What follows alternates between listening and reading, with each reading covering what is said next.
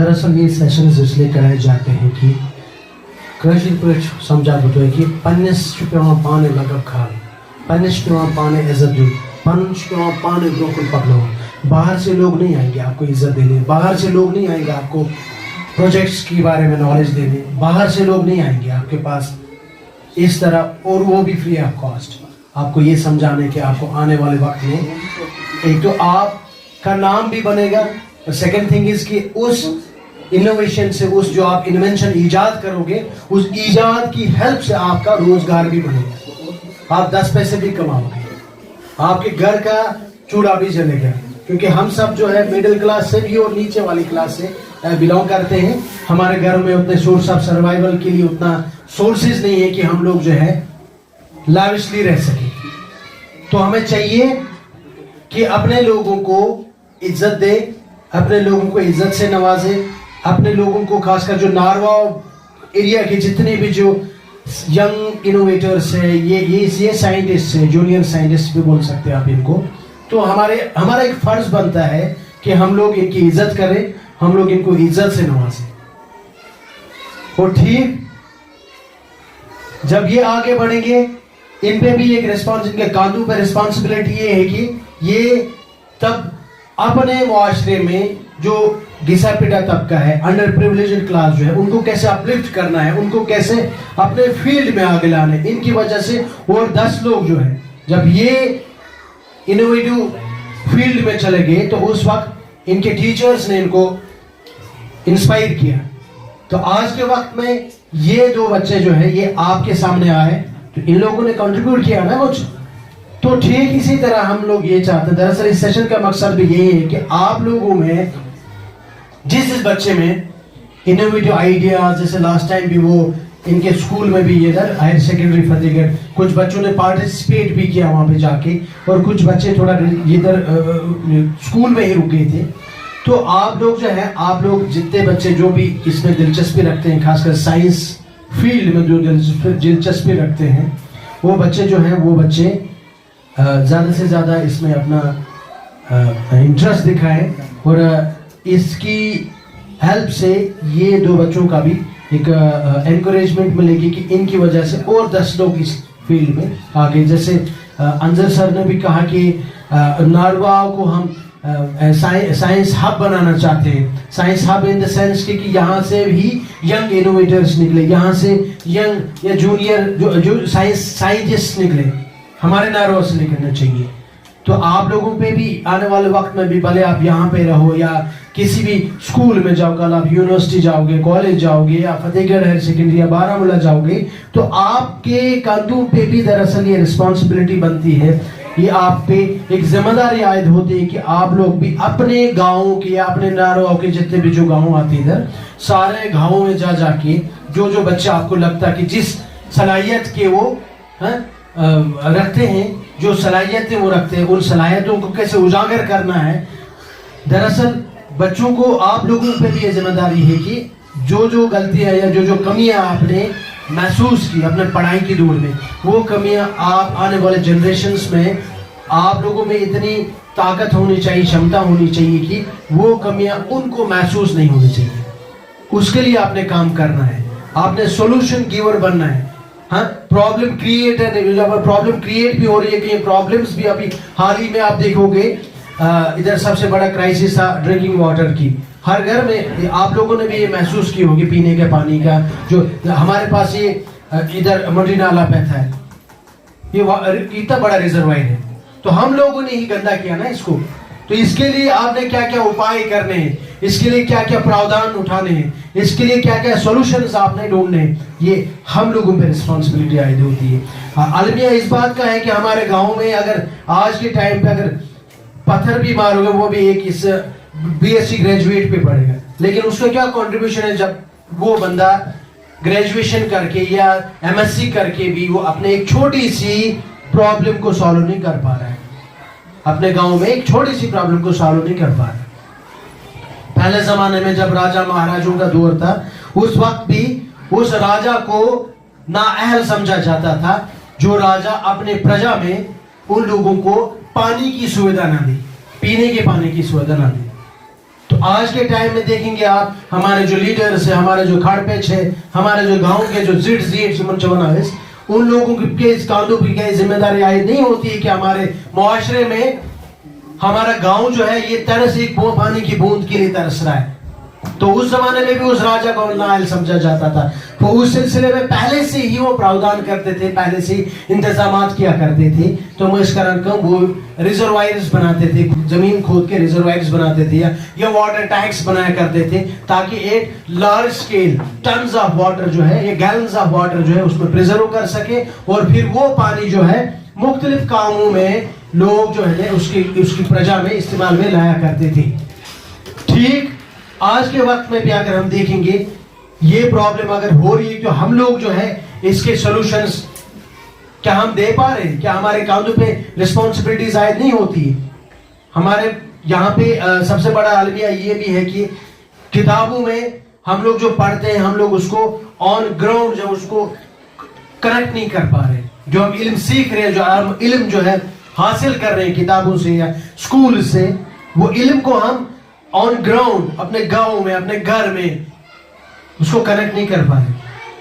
یہ سب سے بڑا المیہ ہے. اس میں خیر آپ لوگوں کا کوئی دوش نہیں ہے, اس میں ٹیچرز بھی رسپانسبل ہے, ٹیچرز پہ بھی ذمہ داری عائد ہوتی ہے. ٹیچرز جو ہے, ٹیچرز بلڈر آف نیشن کہلایا جاتا ہے ان کو, قوم کا معمار. تو ٹیچرز پہ بھی یہ ذمہ داری عائد ہوتی ہے. وہ ٹیچرز جو ہے دراصل ان پہ ایک پرائمری رسپانسبلٹی نہیں پہ ہے. ہمارے یہاں پہ چونکہ سارے بچے جو ہے ہائی فائی گھروں سے نہیں آتے, 2 وقت کی روٹی میسر ہوتی ہے ہمارے گھروں میں, جس کے لیے دن رات ہمارے ماں باپ جو ہے محنت مشقت کر کے ہمارے گھروں میں اویلیبل رکھتے ہیں. تو اس کے بعد جو ذمہ داری عائد ہوتی ہے وہ ٹیچرز پہ ہے. تو ان کو بھی ٹیچرز پہ بھی جو چاہیے ان کو کہ وہ جو علم جو ہے اگر یہ سلیبس کے ساتھ ساتھ باقی کتابوں کا بھی مطالعہ کرنا چاہیے. دراصل ان ڈیپتھ نالج ہونی چاہیے. نیکسٹ ڈے جو آپ کو لیکچر دینا ہے کلاس روم میں, اور اس کے بارے میں تھوڑا سا ڈیٹیل اسٹڈی کر کے بچوں کو کیسے نیکسٹ ڈے وہ اور سننے کے لیے اتساہت ہونے چاہیے بچے. تو اسی حوالے کی ایک کڑی یہ بھی ہے کہ محترم توفیق شوکت صاحب جو ہیں یہ ہمارے سامنے اپنے خیالات کا اظہار کریں گے. اور یہ توفیق صاحب جو ہے 2 پروجیکٹس پہ کام کر رہا ہے. ایک پروجیکٹ اس کا یہ ہے کہ ان کے جو ذریعہ معاش جو ہے, گھر کا جو روزگار جو ہے, یہ اس کے گھر میں جو جتنے بھی جو سنس ایج اس کا جو اینسسٹرل بیک گراؤنڈ جو ہے, ہی از فرام ناروا, یہ ادھر شالٹینگ میں رہتے ہیں. تو اس کے گھر والے جو تھے, اس کے فادر یا فور فادر جو ہیں وہ مچھلیاں پکڑتے تھے جہلم سے. تو مچھلیاں پکڑنے سے ہی پھر وہ بیچا کرتے تھے. آپ نے سنا ہوگا شیر گاڑ مشہور, شیری کی جو مچھی جو بہت مشہور ہے, اور شیری مچھی کے لیے ہی مشہور ہے. شیر گاڑ خطر. ہاں آپ ہمارے جو ہندو برادری ہے ان کا ایک بہت بڑا تہوار رہتا ہے مہا شیوراتری. شیوراتری پہ وہ مچھلیاں پکاتے ہیں گھروں میں, گاڑ بچ پتم کھاؤں, اپنے جو مہمانوں کو اپنے گھر میں جتنے بھی ان کے رشتہ دار ہیں ان کو بلاتے ہیں. جیسے ہمارے عید رہتی ہے, چھوٹی عید یا بڑی عید رہتی ہے, اس پہ ہمارے رشتہ دار آتے ہیں, وہ بھی ہمارے گھروں میں ان کو پکوان کھلائے جاتے ہیں.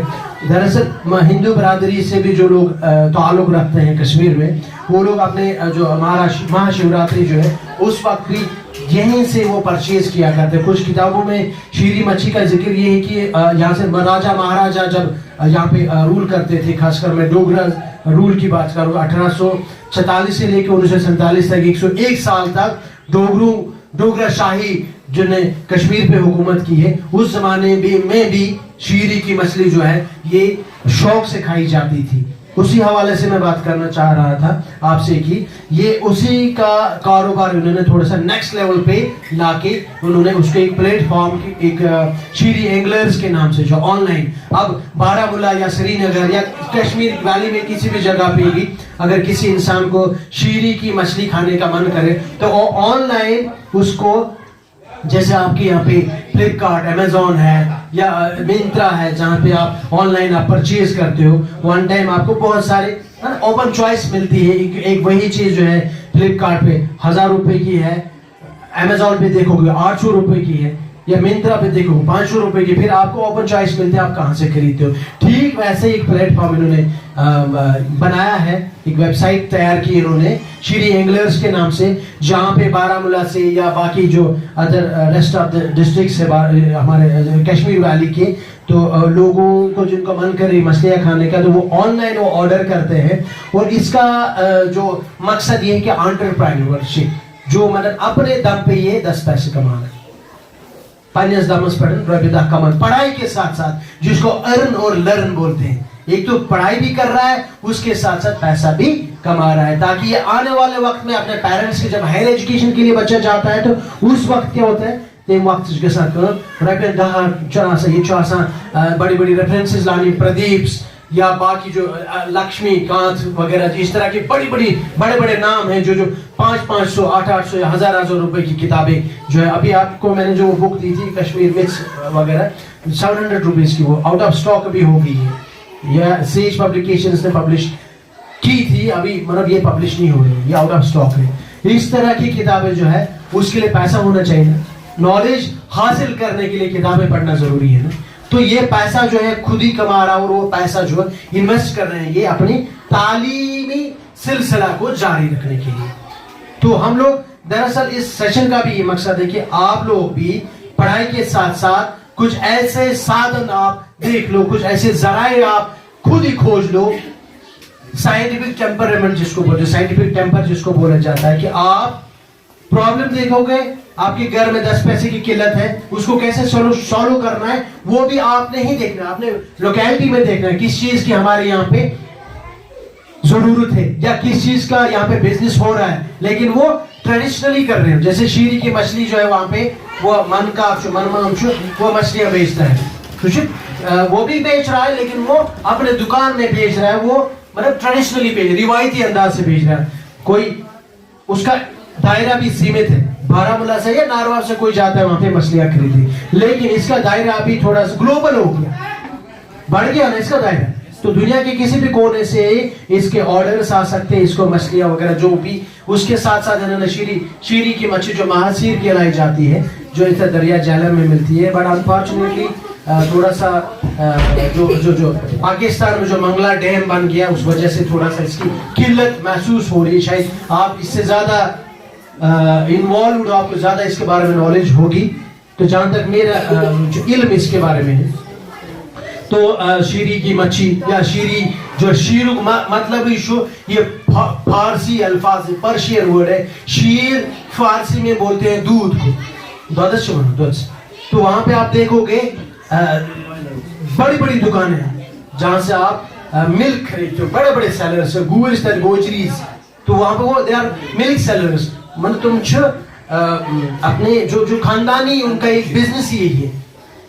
तो ये कुछ चीजें हैं जिनका, क्योंकि ये फूड में खाने पीने की जो वस्तुएं हैं, ये चीजें जो है जिंदगी के जिंदा जब इंसान जन्म लेता है और मरते दम तक ये चीजें इंसान जरूरी है ना इंसान को जिंदा रहने के लिए।